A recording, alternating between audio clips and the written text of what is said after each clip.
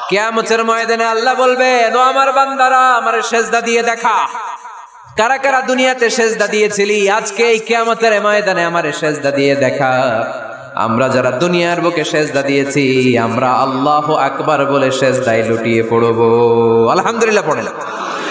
আর যারা দুনিয়ার বুকে সেজদা দেয় নাই, মসজিদে যায় নাই, সেজদাকারীদের সাথে আন্দোলন করে নাই, তারা সেদিন অনেক চেষ্টা করেও তাদের পিঠটারে বাঁকা করতে পারবে না।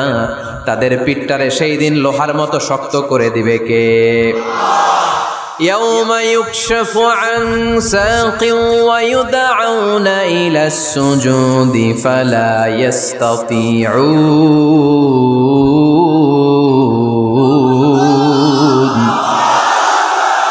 সেদিন আল্লাহ তাআলা উনার পায়ের গোছা উন্মুক্ত করবেন, পায়ের গোছা দেখাবেন আর বলবেন, সেজদা দাও, সেজদা দাও।